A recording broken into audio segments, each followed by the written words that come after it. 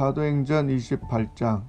우리는 육지에 무사히 오른 뒤에야 그 섬이 몰타 섬이라는 것을 알았습니다. 비가 오고 매우 추웠습니다. 섬 사람들은 우리에게 분에 넘치는 친절을 베풀며 불을 피워놓고 우리를 맞아주었습니다.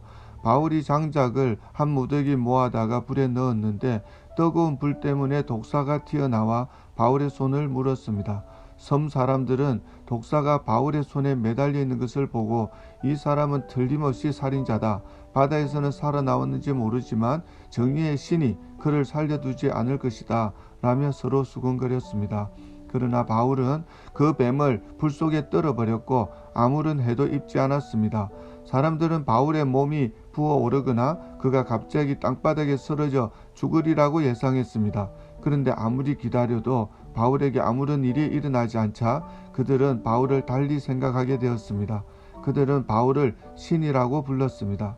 그 근처에 그 섬의 추장인 보블리오가 땅을 소유하고 있었습니다. 그 사람이 우리를 자기 집으로 초대해서 3일 동안 친절하게 대접해 주었습니다. 때마침 보블리오 아버지가 열병과 이질에 걸려 자리에 누워 있었습니다.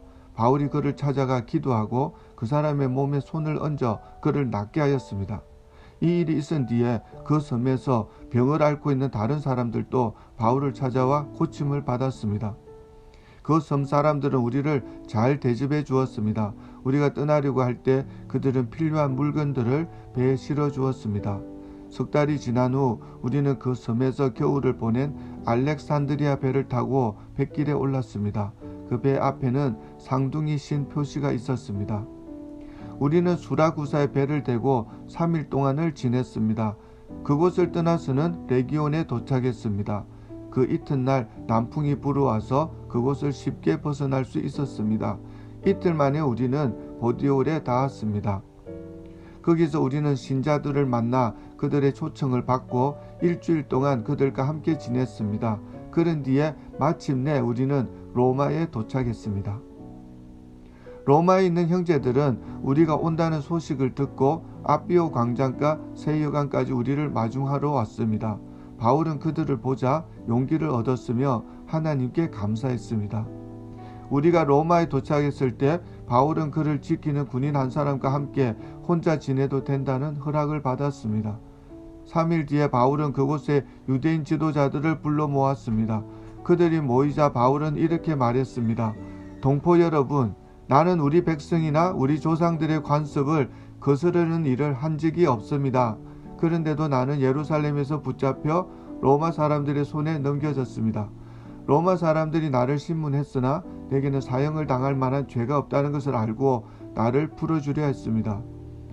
그런데 그곳에 유대인들이 반대해서 나는 로마에 와서 황제에게 상소할 수밖에 없었습니다. 그렇다고 해서 내 백성을 고발하려는 것은 아닙니다. 이런 이유로 여러분을 뵙고 말씀드리고자 오시라고 했던 것입니다. 내가 이렇게 사슬에 매인 것은 이스라엘의 소망 때문입니다. 유대인들이 바울에게 대답했습니다. 우리는 아직 유대로부터 당신에 관한 어떤 편지도 받은 적이 없습니다.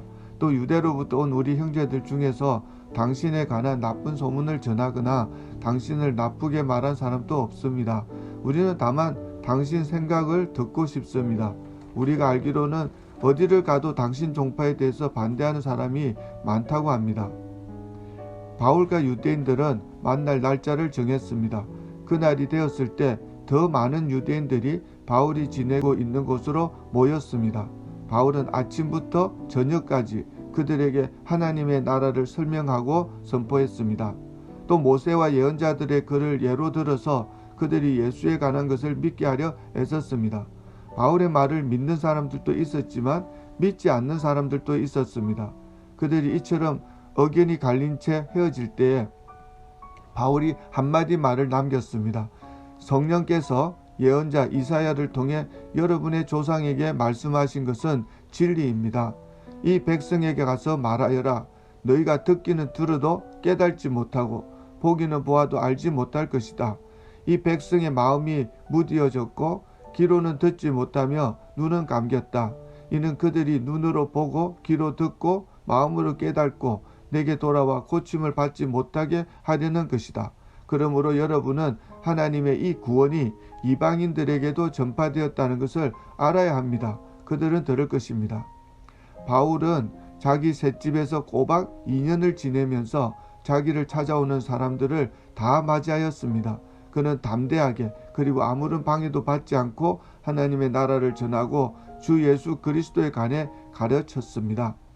사랑의 하나님, 우리 자녀들이 어릴 때부터 하나님을 잘 알고 착하고 바른 삶을 살 수 있도록 그리고 아프지 않고 건강하도록 늘 함께 해주시기를 바랍니다.